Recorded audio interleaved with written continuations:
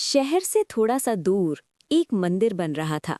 मंदिर में लकड़ी का काम बहुत ज्यादा था, इसलिए वहां लकड़ी चीरने वाले काफी मजदूर लगे हुए थे। चारों तरफ लकड़ी के लट्ठे पड़े थे और कहीं आरी चल रही थी, कहीं शहतीर कट रही थी।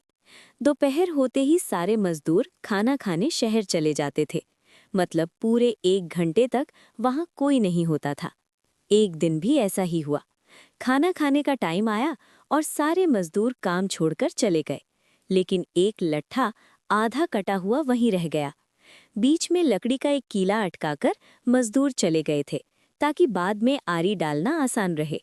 तभी वहां बंदरों का एक झुंड उछलता कूदता आया। सब बंदर तो ठीक थे, लेकिन उनमें एक शैतान बंदर भी था, जिसे हर चीज में नाक घुसाने की आदत थी। बंदरों के सरदार ने सबको बोला, अरे, यहाँ पड़ी चीजों को मत छेड़ना। सारे बंदर पेड़ों की तरफ चले गए, लेकिन वो शैतान बंदर चुपके से पीछे रह गया। उसकी नजर उस आधे कटे लट्ठे पर पड़ी। बस फिर क्या, वो उसी पर चढ़ गया। बीच में फंसे कीले को गौर से देखने लगा। तभी उसकी नजर पास पड़ी आरी पर गई। उसने आरी उठाई और लकड़ी पर रगड़ने लगा। किर्र किर्र आवाज सुनकर वो चिढ़ गया और गुस्से में आरी पटक दी। बंदरों की भाषा में किर्र किर्र का मतलब था बेकार चीज।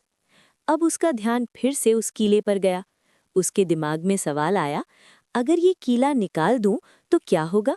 बस फिर क्या, उसने कीला पकड़ लिया और जोर लगाने लगा। खौं खौं करता हुआ पूरी ताकत लगा दी। इसी चक्कर में उसकी पूंछ लट्ठे के 2 हिस्सों के बीच आ गई और उसे इसका एहसास तक नहीं हुआ। अचानक उसने एक जोरदार झटका मारा। जैसे ही कीला बाहर निकला, लट्ठे के दोनों हिस्से फटाक से बंद हो गए और बीच में फंस गई बंदर की पूंछ। बंदर जोर से चिल्लाया। तभी मजदूर वापस आ गए। उन्हें देखते ही बंदर घबरा गया और भागने की कोशिश करने लगा, लेकिन जोर लगाने में उसकी पूंछ टूट गई। वो बंदर चीखता हुआ टूटी पूंछ लेकर जंगल की तरफ भाग गया।